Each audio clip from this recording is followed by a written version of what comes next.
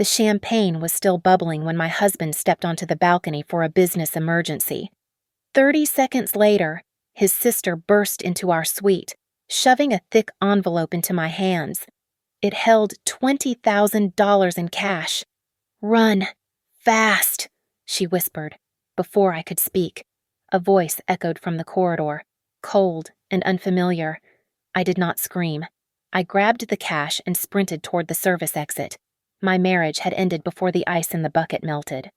My name is Riley Hart, and I was exactly 33 years old when my life effectively ended.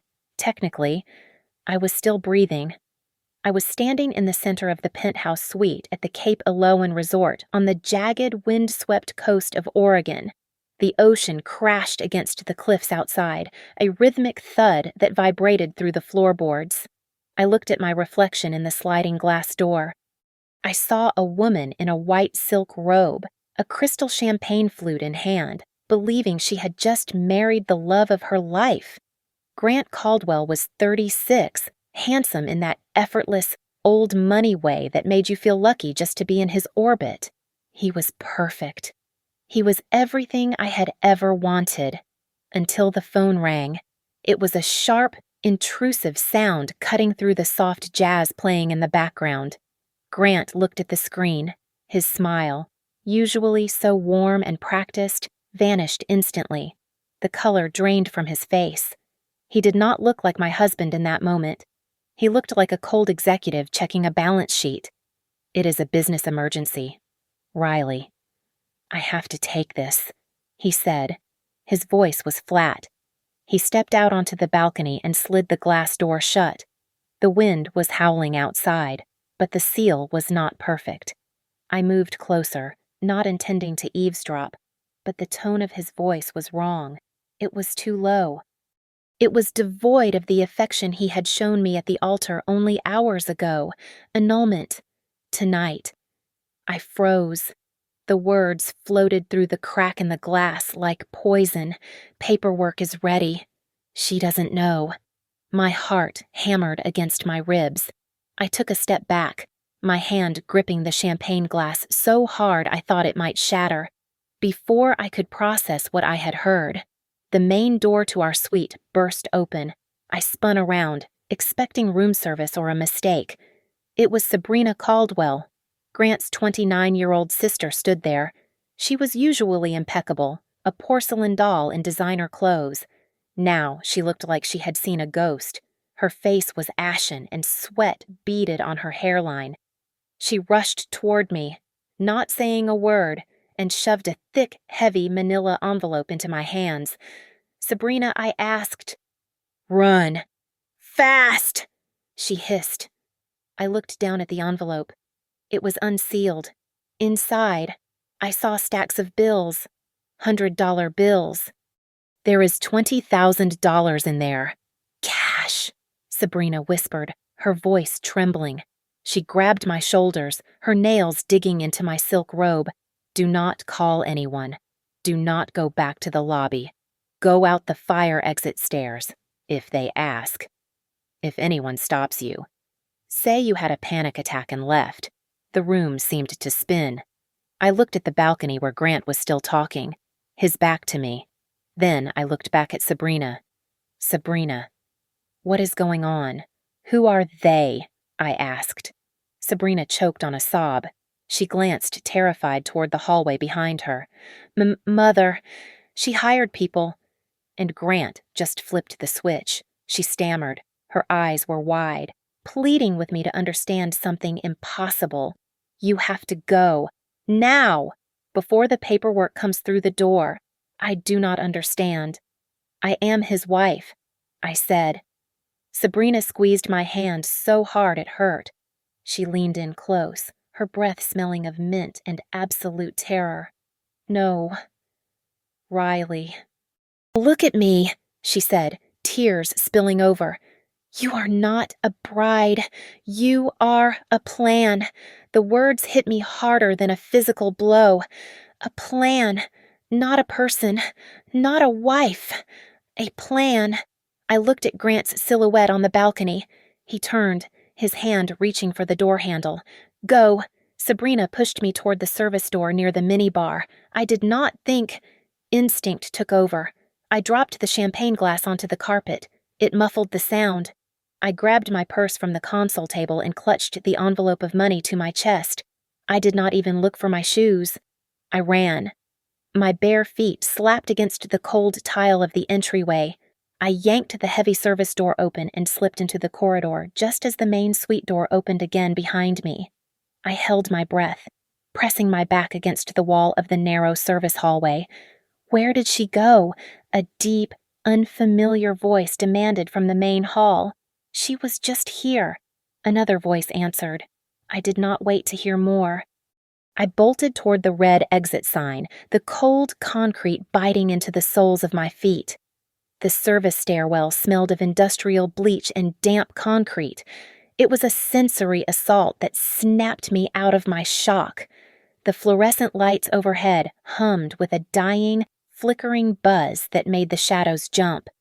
I took the steps 2 at a time, ignoring the stinging pain in my bare feet.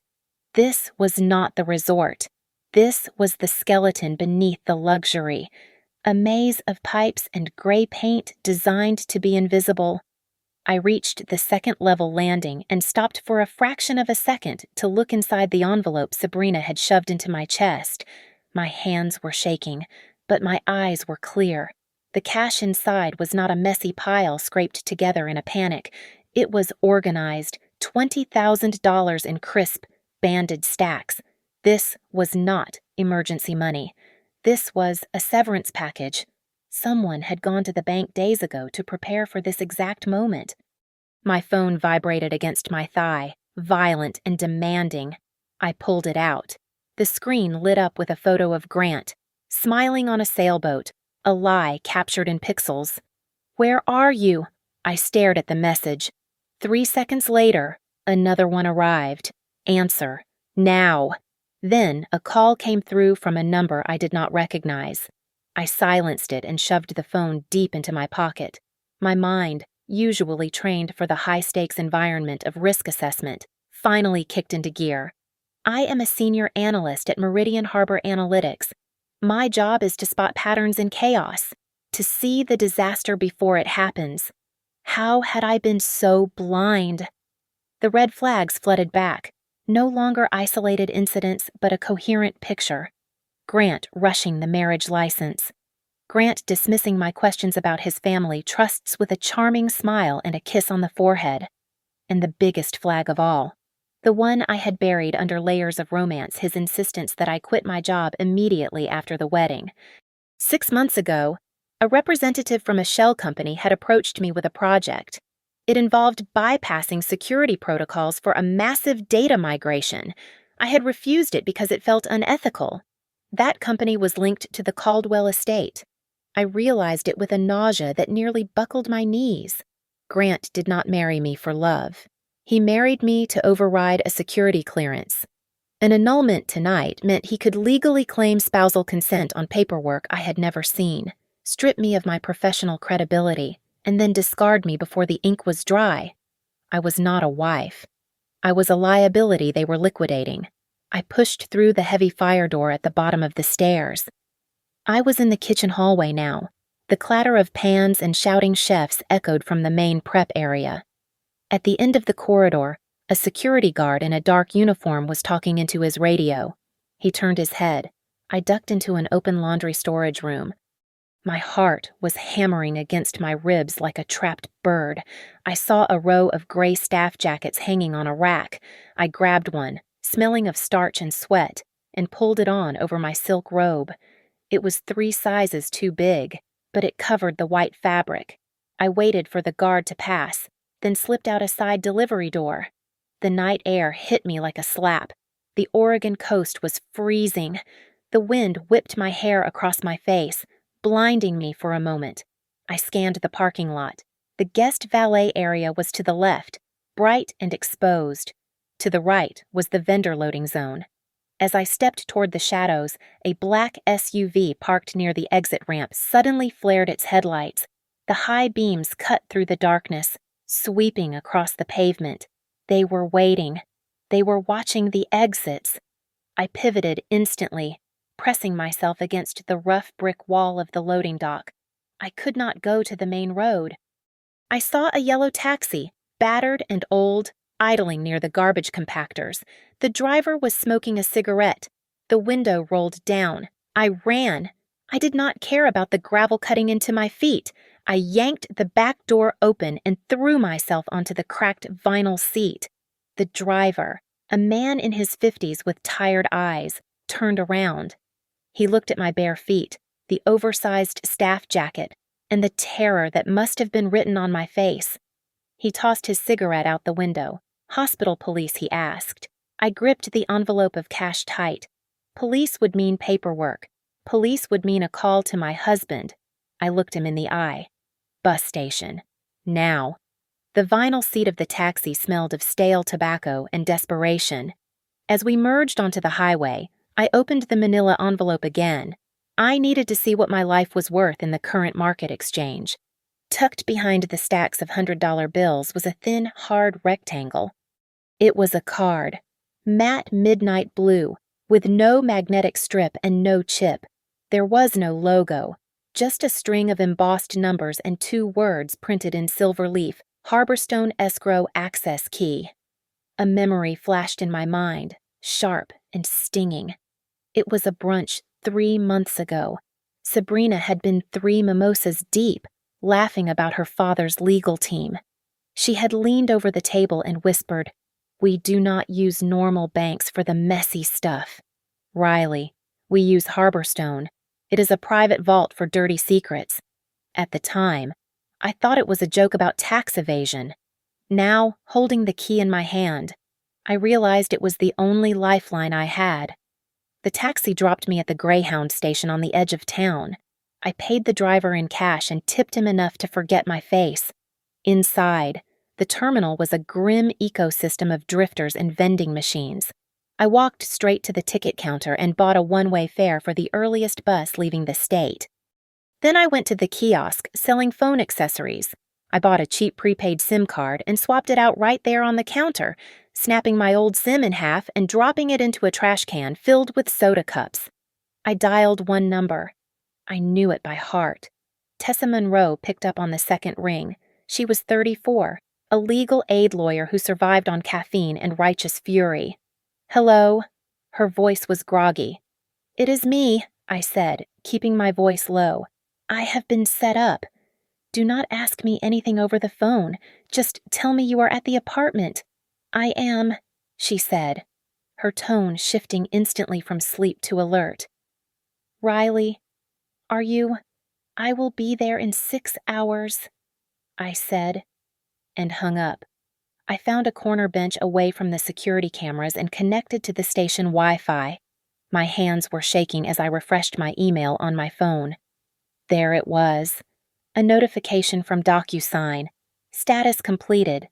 Time 2 hours ago. Document spousal consent emergency transfer. I felt the blood drain from my face. 2 hours ago, I was sitting in the bridal suite, drinking champagne, waiting for Grant. I had not signed anything. Someone had used my digital signature, or physically forged it while I was distracted. They had not just kicked me out. They had used my name to authorize a transfer of assets before tossing me to the wolves. It was a heist disguised as a honeymoon. I opened a private browser tab and typed in Harborstone Escrow. Nothing. No website. No LinkedIn page. Just a few obscure mentions on legal forums about private fiduciary services and blind trusts. It was a ghost firm. My new phone buzzed. I stared at the screen. It was a blocked number. I debated ignoring it, but instinct told me to answer. "Who is this?" I asked. "Riley." "Oh God, are you alive?" It was Sabrina. Her voice was thin and reedy. "I am hanging up," I said. "No, wait. Please," she cried out. "Tell me something only you would know." I demanded. "If you are lying, I throw this phone in the river." There was a pause. I could hear her breathing, jagged and shallow. "The dress fitting," Sabrina whispered. "You looked at yourself in that mermaid gown." The one Mother wanted you to wear, and you tore it off. You looked at me and said, "I am not your trophy."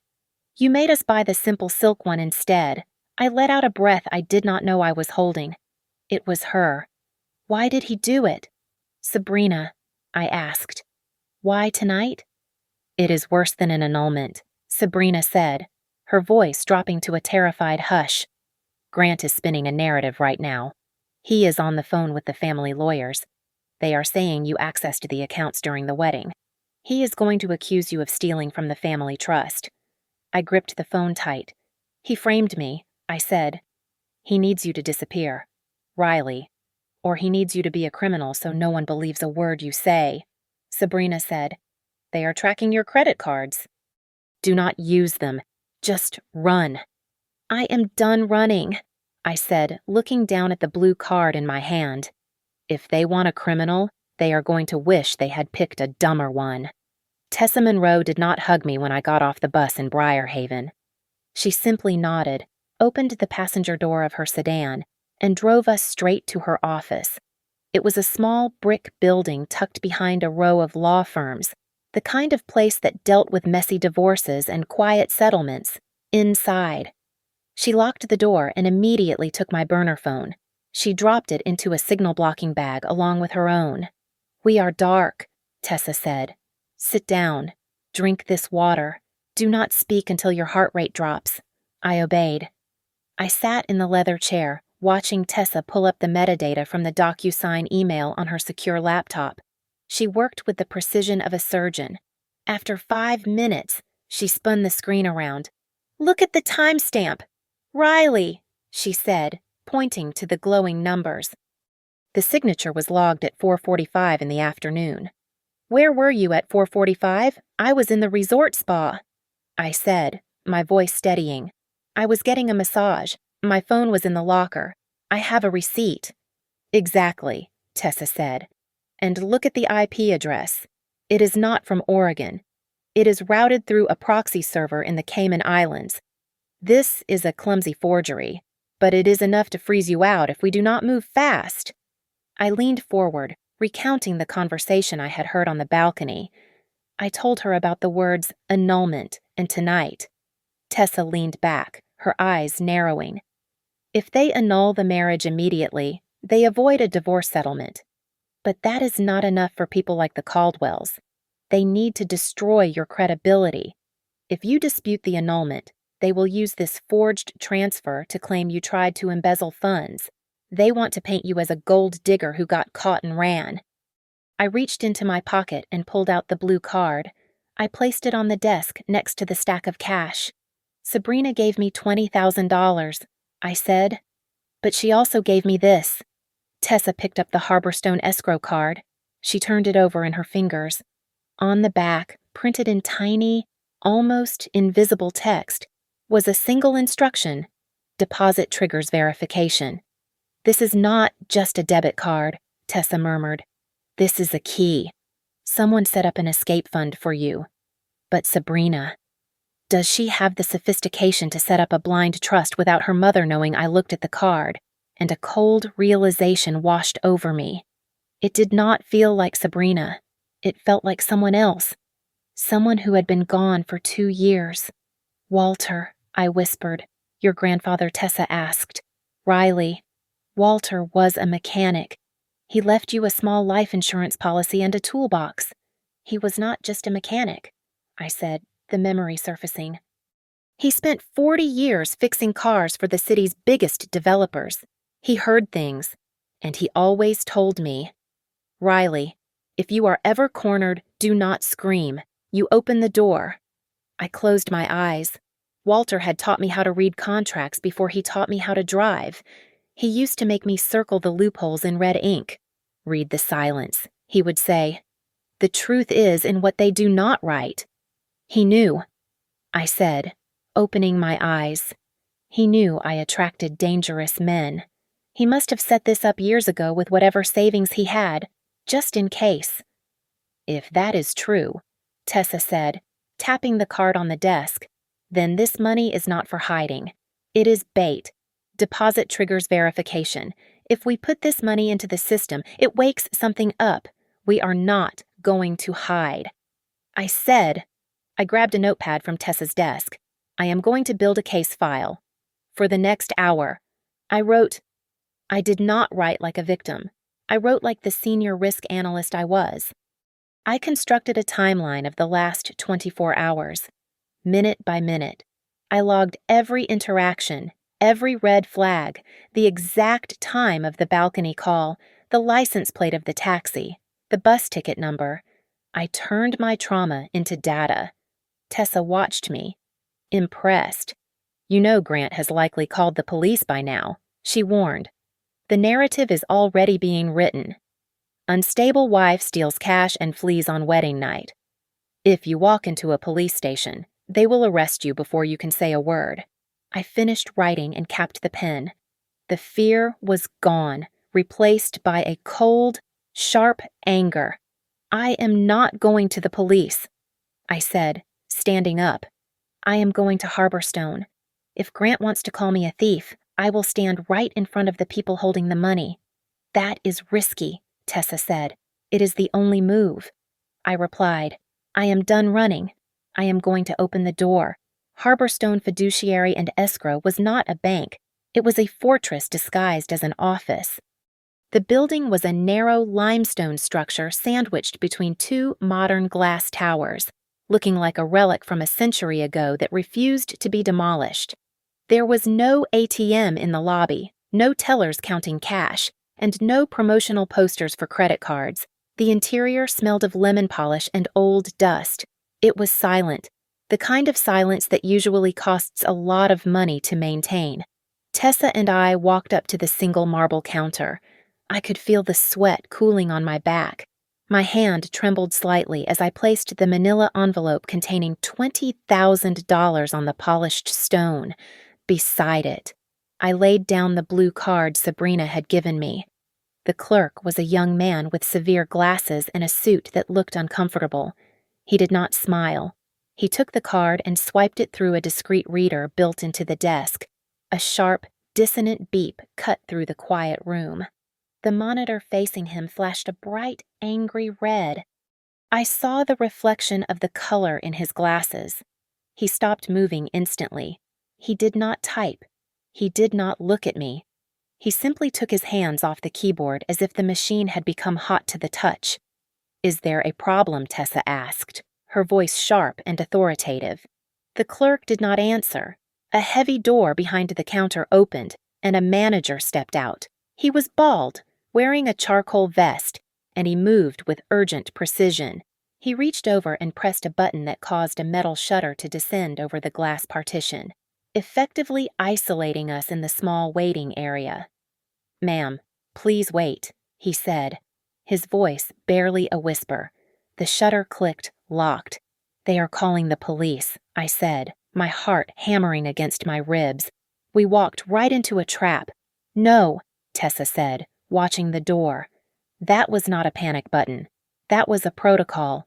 We stood there for 5 agonizing minutes. I could hear a muffled conversation happening on an internal line behind the wall. Then, the heavy oak door to the side of the lobby opened. A man walked out. He was in his late 60s, with silver hair combed back and eyes that seemed to measure everything they saw. He did not look like a banker.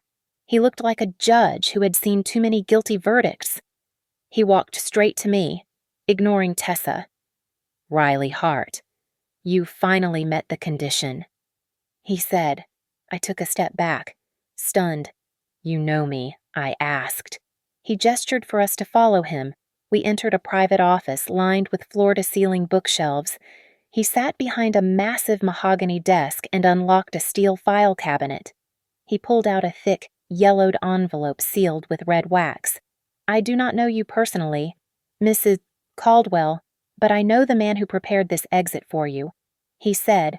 He placed the document on the desk. The label was typed on a typewriter. The ink slightly faded. It read, Letter of Instruction. Open only upon spouse-triggered coercion event within 72 hours of marriage. Tessa gasped. She leaned over to read the text. Who established this trust? This is incredibly specific legal language. The man, whose nameplate on the desk read Everett Sloan, folded his hands. Walter Hart, he said.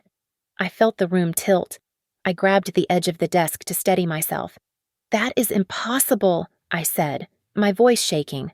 Walter was my grandfather. He was a mechanic. He fixed cars in a garage in Ohio. He did not have money for whatever this is. Everett looked at me with a mixture of pity and respect. He did not just fix cars. Riley. Walter built the anti-fraud architectures for 3 of the largest private family trusts on the East Coast. He spent 40 years seeing how wealthy families destroy outsiders. He knew he could not leave you a fortune without it being stolen, so he left you a mechanism. He hid his brilliance behind a wrench so that no one would look twice. I stared at the envelope. Walter, my quiet, grease-stained grandfather who taught me how to fish and how to read fine print. He had seen this coming years ago. He had looked at the world I was trying to enter and realized I would need a weapon. Suddenly, a red light on Everett's desk phone began to blink rapidly. A soft chime echoed in the room. Everett looked at the phone, then back at me. The deposit you just made. The $20,000. It was not a deposit. Riley, it was a trigger, Everett said calmly. The moment that card was swiped with that specific amount, the system sent an automatic summons to all parties listed in the contract. What does that mean? I asked, a cold dread pooling in my stomach.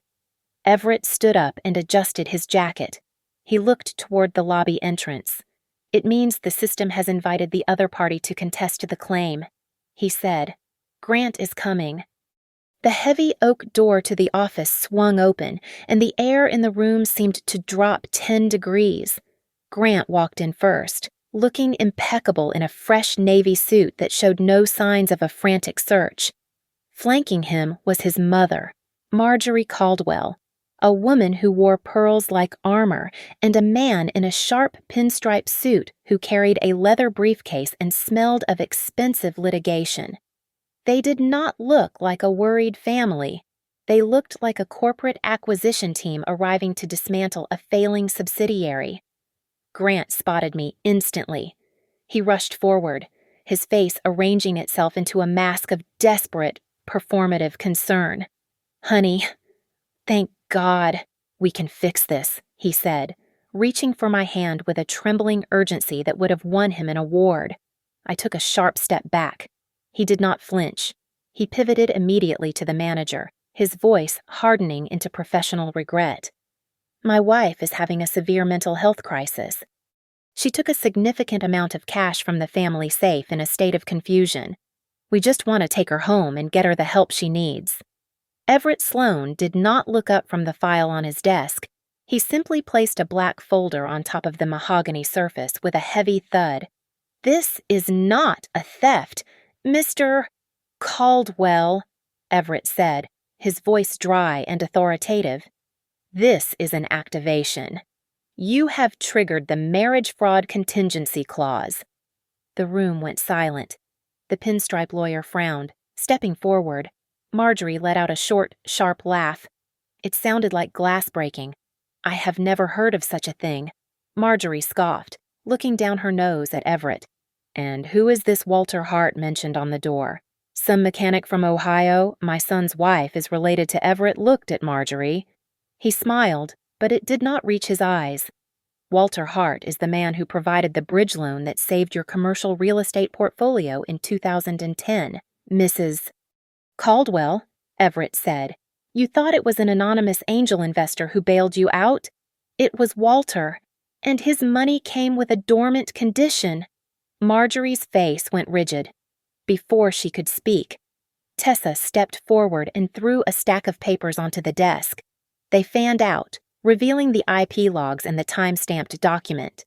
Your son's version of a mental health crisis happened at the exact same time someone in the Cayman Islands forged Riley's signature on a spousal consent form, Tessa said, her voice cutting through the tension. This is fraud. I am not running away. Grant, I said, looking him dead in the eye. I am running from a crime scene. The Caldwell lawyer opened his mouth to object, likely to threaten a defamation suit, but Everett held up a hand. Harborstone only activates when there is algorithmic proof of coercion or forgery. The system has already verified the DocuSign anomaly, Everett said. He tapped the blue card lying on the desk. And you made a fatal error. You thought the $20,000 Sabrina gave Riley was just cash to help her disappear. Grant shifted his weight. It was theft, he muttered. It was a lure. Everett corrected him. That money was a coded trigger. By depositing that specific amount with this access key, Riley did not just open a bank account. She unlocked the secondary layer of the Heart Trust. It contains 7 years of your family's offshore transaction history, recorded by the very system Walter installed for you. The color drained from Grant's face. Marjorie looked like she had been slapped. That is absurd, Marjorie hissed. You have nothing. Everett pressed a key on his laptop. The room filled with the sound of static, followed by a voice that was undeniably Grant's. It was the call from the balcony, recorded with crystal clarity. Annal tonight. Make her look like she stole it.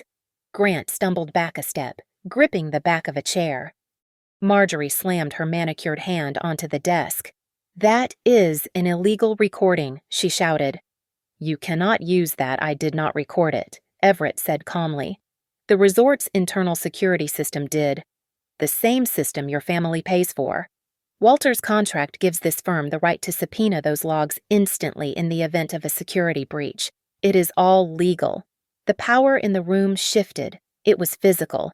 The air was no longer heavy with their threat. It was heavy with their exposure. I looked at the man I had promised to love and cherish only hours ago. He looked small. He looked like a child caught breaking a vase he could never afford to replace. You did not marry me, Grant, I said, my voice steady and cold. You signed a contract with me, and you forgot the one thing Walter taught me. I leaned in, watching the fear bloom in his eyes. I know how to read the fine print. Everett Sloane did not let the silence linger. He opened the file labeled Corporate Espionage Contingency and slid a single sheet of paper across the mahogany desk toward Grant. It was a corporate structure chart, complex and layered, but the line drawn in red marker connected a Cayman Islands shell company directly to the Caldwell family holdings. You did not just want to annul a marriage. Mr. Caldwell, Everett said, his voice level and devastatingly calm. Last year, a shell company called Apex Horizon tried to purchase the proprietary risk modeling data from Meridian Harbor Analytics.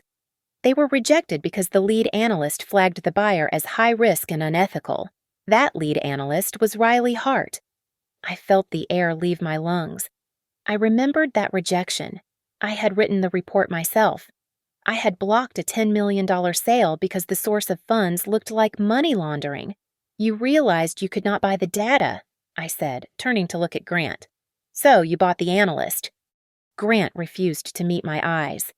He stared at the carpet, his jaw tight. Everett nodded. The spousal consent form they tried to forge tonight was not just about bank accounts. It contained a hidden clause transferring all intellectual property rights developed by the spouse to the shared marital estate retroactively. They wanted your algorithms, Riley. They wanted to strip mine your career and then annul the marriage before you noticed the theft. I pulled out my phone. My hands were steady now. I opened my archived emails and found the strange job offer I had received 2 weeks before the wedding, the one Grant had urged me to ignore. Then I pulled up his texts from yesterday. You told me not to tell anyone about the project, I said, holding the screen up to Marjorie. You said, let's keep work out of our paradise. It was not paradise. It was a waiting room. Marjorie stood up, her pearls rattling. She realized the legal ground was crumbling beneath her feet, so she switched to the oldest weapon in her arsenal: character assassination. This is ridiculous. She spat, pointing a manicured finger at me. She is a gold digger. She seduced my son, stole $20,000 from our safe, and now she is spinning fairy tales to cover her tracks. I looked at her. I did not yell. I did not cry. I just asked the question that destroyed her narrative.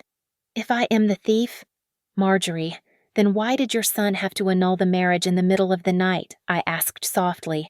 If I am the one stealing, why are you the ones destroying the evidence? Marjorie opened her mouth, but no words came out. Everett leaned forward. And here is the final condition of the Hart Trust.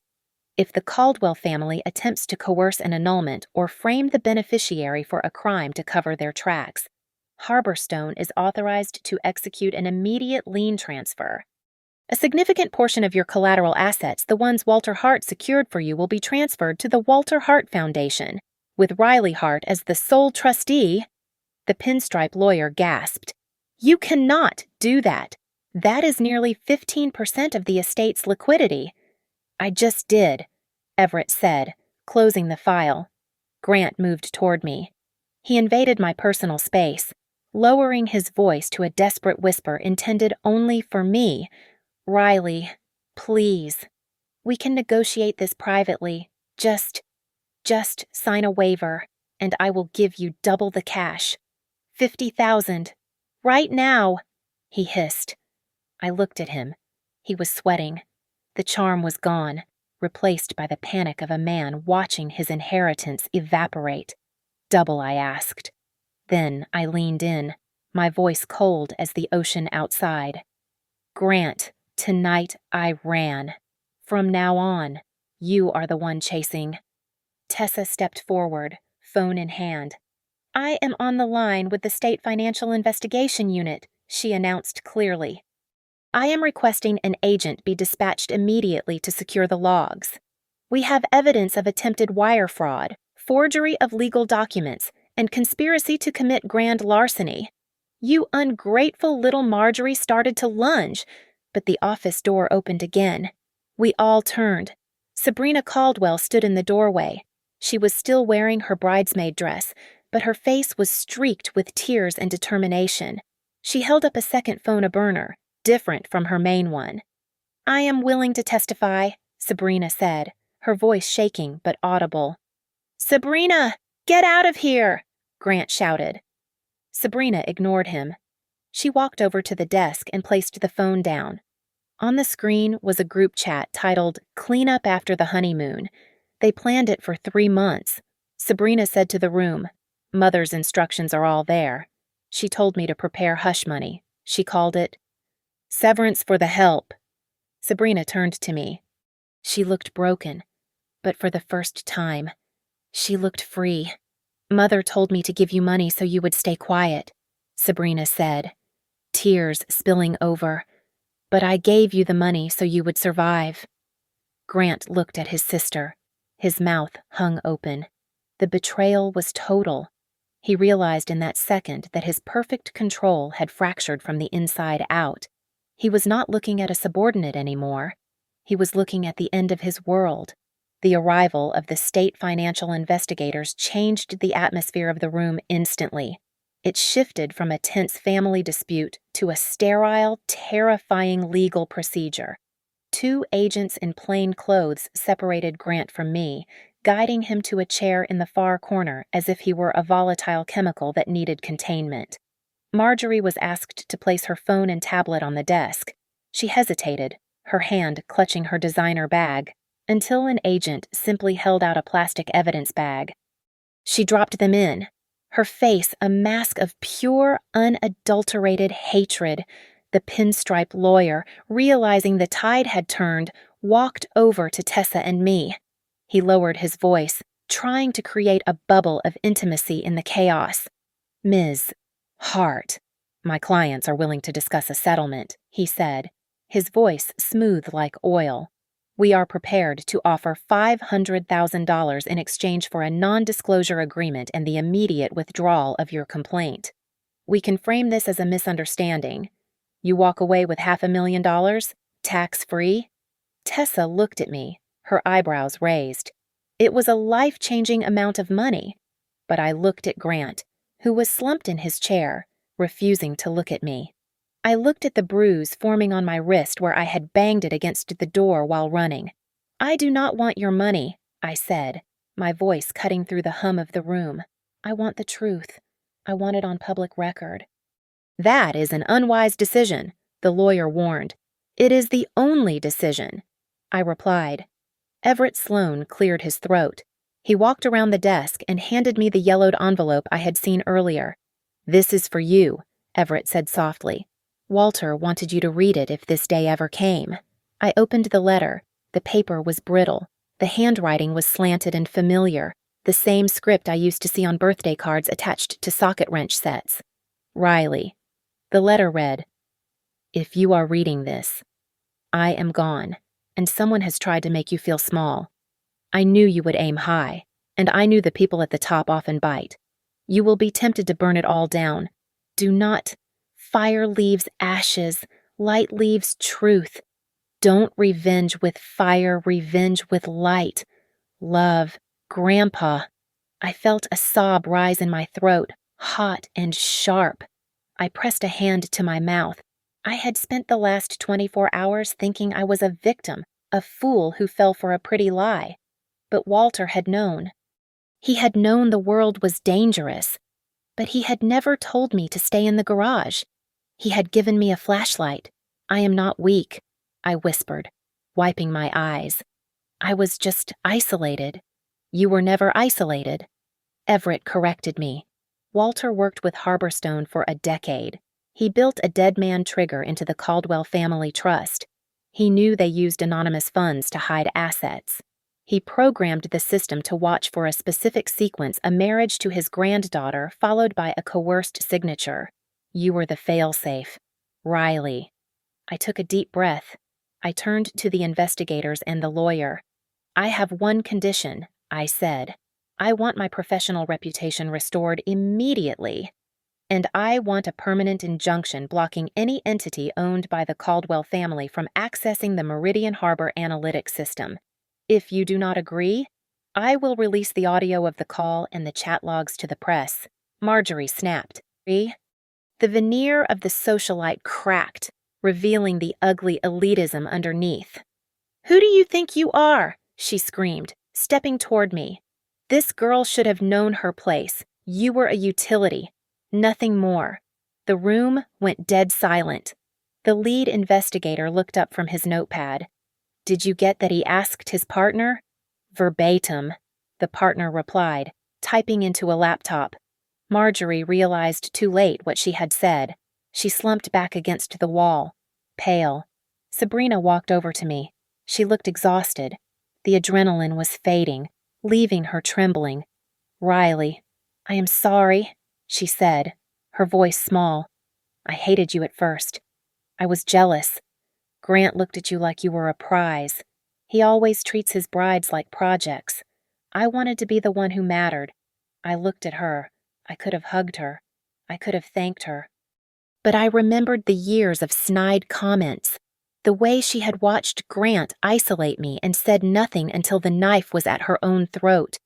You did not save me because you are good. Sabrina, I said, my voice flat. You saved me because you finally realized that if he could do this to his wife, he would do it to his sister. You helped me because you were scared. Sabrina flinched, but she nodded. Yes, I was. I turned back to the table where the evidence was spread out. I picked up a document Tessa had flagged. It was the annulment filing. There is one last thing, I said, holding the paper up for Grant to see. This document. The date stamp is from 3 days ago. Grant looked up, his eyes wide. You did not decide to annul the marriage last night because of a phone call, I said. You filed the papers before we even walked down the aisle. You were never married to me. You were just waiting for the system to process the paperwork while you tried to steal my work. The investigator stepped forward, taking the paper from my hand. That establishes premeditated intent to defraud, he said. Tessa leaned in close to me, her hand gripping my shoulder. We are not just going to win, Riley, she whispered. We will ensure they can't do this again to anyone else. The notification came through on Tessa's secure laptop with a soft, ominous ping. She turned the screen toward us. It was an internal memo leaked from the Caldwell family office. "They are cutting the limb to save the body," Tessa said, reading the text. "The board is convening an emergency meeting. They are going to pin the entire fraud on Grant. They will claim he acted alone, a rogue element, and that the family knew nothing about the forged documents or the shell company." I looked at the screen. Grant was being sacrificed. Marjorie was washing her hands of her own son to protect the empire. Everett Sloane closed the file in front of him and looked at me. His expression was grave. "This brings us to the final decision point. Riley," Everett said, "we can accept a private settlement. They will pay you a significant sum. Grant will go quietly into rehab or disappear to Europe, and you walk away with your anonymity intact. Or," he paused, his fingers resting on the yellowed letter my grandfather had written, "or we activate the final transfer clause tomorrow morning. It will transfer immediate control of the collateral assets' warehouse properties, commercial lots, the physical spine of their wealth to the Walter Hart Foundation. But if we do that, the media will know. It will not be a quiet divorce. It will be a war." I looked at the window. The blinds were drawn, shutting out the city. I wanted to say yes to the money. I wanted to go back to my quiet apartment, drink tea, and forget that I had ever met a man named Grant Caldwell. But then I closed my eyes and I was back in that resort hallway. I felt the cold tile on my bare feet. I heard the door opening behind me. I felt the primal terror of being hunted like an animal in a place that was supposed to be a paradise. "If I take the money and silence," I said slowly, "they will do this again. Maybe not next month, but eventually. They will need another asset, another wife, another target." Sabrina, who had been sitting in the corner staring at her hands, spoke up. Her voice was barely a whisper. "You could not have gone back to the lobby, Riley." I turned to her. "What?" "When I told you to run." "I did not just mean because of the police," Sabrina said, looking up with red-rimmed eyes. "Mother had 2 private security contractors waiting by the main elevators. They had instructions to detain you for a medical intervention if you tried to leave through the front door. It was an ambush." A chill went down my spine. It was not just a fraud, it was a kidnapping waiting to happen. "That settles it," Tessa said, her fingers flying across her keyboard. "I am building the final case file. We have the timeline. We have the logs of the fake IP address. We have the group chat screenshots from Sabrina. We need visual proof of distress," Everett noted, "something that proves Riley was fleeing, not absconding." Tessa smiled, a sharp, dangerous smile. "The head of security at the resort was paid to wipe the local camera servers," Tessa said, "but he is incompetent. He forgot that the service corridors use a third-party motion sensor system for fire safety compliance. The video backs up to a cloud server in Seattle. I just subpoenaed it." She hit a key. A grainy black-and-white video popped up on the screen. It showed me, barefoot, clutching a staff jacket, stumbling down the stairs with terror etched on my face. I looked like a fugitive. It was perfect. "I need a statement from you." "Riley," the investigator said. "Keep it short. Just the facts." I took the pen. I did not write about my broken heart. I did not write about the betrayal. I wrote with the cold precision of a risk analyst outlining a catastrophic system failure. I was solicited for a fraudulent marriage for the express purpose of intellectual property theft. When I discovered the scheme, I was coerced with threats of legal framing. I did not leave the premises. I escaped a confinement scenario. I signed it. Good. Everett said. He checked his watch. "I have scheduled the final signing for 9 o'clock tomorrow morning here at Harborstone. The entire Caldwell legal team will be present. We will execute the asset transfer in front of them." My phone buzzed on the table. It was a text from Grant. "I never meant to hurt you." I stared at the words. He still thought this was about feelings. He thought he could charm his way out of an indictment. I typed back a single line. "You meant to use me." I put the phone down. Next to it lay the manila envelope that had held the $20,000. It was empty now. I stared at it for a long moment. Marjorie had thought $20,000 was the price of my life. Grant had thought it was the price of my silence. I realized then that the money had never been the weapon. The weapon was the moment I decided I would rather be poor and free than rich and owned. "We are done for today," I said, standing up. "Are you ready for tomorrow?" Tessa asked. "It is going to be brutal." I looked at the empty envelope, then at the door. "Let them come," I said. I am not the one who should be afraid of the light. The morning sun sliced through the blinds of the Harbor Stone conference room, illuminating the dust motes dancing in the heavy silence. Everyone was present. Everett Sloan sat at the head of the table. To his right were the state financial investigators. To his left sat the entire Caldwell legal defense team, a representative from their board of directors, Marjorie, Sabrina, and Grant. Grant looked like a man who had not slept in 3 days. His suit was rumpled, and his eyes darted around the room, looking for an exit that did not exist. Everett adjusted his glasses and opened the leather-bound folio in front of him. "We are here to execute the final provision of the Hart Trust," Everett announced, his voice steady. "This is the coercion on honeymoon clause. It states that if the beneficiary, Riley Hart, is subjected to legal coercion or forgery within 72 hours of her marriage, the Walter Hart Foundation automatically assumes control of the collateral assets to ensure her protection." The representative from the Caldwell Board of Directors immediately stood up. He was a gray-haired man who cared only about stock prices. "This is a misunderstanding," the representative said, smoothing his tie. Mr. Caldwell acted alone. The board had no knowledge of these forged documents or the shell company. "We are prepared to accept Grant's resignation to settle this matter." Grant's head snapped up. "They were sacrificing him." "You cannot do that," Grant shouted. "Mother, tell them Marjorie stayed silent, staring straight ahead." But Tessa was ready. She slid a tablet across the table. "The board cannot wash its hands of this," Tessa said. "We have texts from Marjorie Caldwell directing the operation. We have the group chat logs provided by Sabrina Caldwell, and we have the witness testimony confirming that the security team at the resort was paid by the family estate. Not Grant personally." The board representative paled and sat back down. The corporate shield had just evaporated. Grant turned to me. He looked desperate, sweat beading on his forehead. He reached across the table, his hand shaking. "Riley, please," he stammered. "You just need to sign a withdrawal of the complaint. I will give you everything. I will sign the house over to you. Just stop this." I stood up. I looked at the man who had promised to love me, the man who had turned my wedding night into a crime scene. "You call that a negotiation," I said, my voice calm and clear.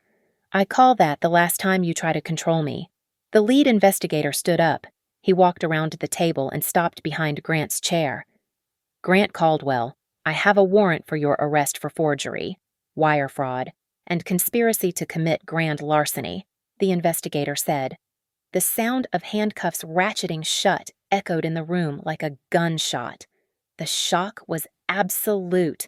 Marjorie let out a strangled cry and lunged toward the investigator, but a uniformed officer blocked her path. She spun around, her eyes wild, and locked onto Sabrina. "You traitor!" Marjorie screamed. "You ungrateful, miserable little, I am not afraid of you anymore." "Mother," Sabrina said. Her voice was shaking, but she did not look away. She sat straighter in her chair. "I am done lying for you." Everett Sloan picked up his fountain pen. In the stunned silence, the scratching of the nib on paper was the only sound. He signed the transfer documents. "It is done," Everett said. "Control of the collateral assets has been transferred to the foundation. Additionally, the court has granted a permanent injunction restoring full intellectual property rights to Riley Hart and barring any Caldwell-affiliated entity from contacting Meridian Harbor Analytics. I looked at the papers. I had not stolen a dime. I had simply activated a shield that my grandfather had built for me. My reputation was clean. My work was mine again. 2 officers hauled Grant to his feet. He stumbled, his face a mask of ruin. As they dragged him toward the door, he twisted his head back to look at me one last time. "Riley, please," he choked out. "I loved you." I cut him off. I did not raise my voice. I did not need to. "On our wedding night, you chose that call," I said. Looking him in the eye, I chose freedom. The door closed behind him. The room was silent. I picked up my purse and walked out of the office. Tessa followed me. We stepped out of the Harborstone building and into the cold, bright air of the city street. I took a deep breath, filling my lungs with oxygen that finally felt like my own. "So?" Tessa asked, standing beside me. "Now what?" I looked at the skyline, then down the street where the police cruiser was taking my husband away. I smiled, and for the first time in days, it reached my eyes. "Now I live," I said, "and they will never make anyone a plan again." Thank you so much for listening to this story. Please let me know in the comments where you are tuning in from. I would love to hear your thoughts and read your theories. Don't forget to subscribe to the Lily Revenge Stories channel, like this video, and hit the hype button to help this story reach even more people.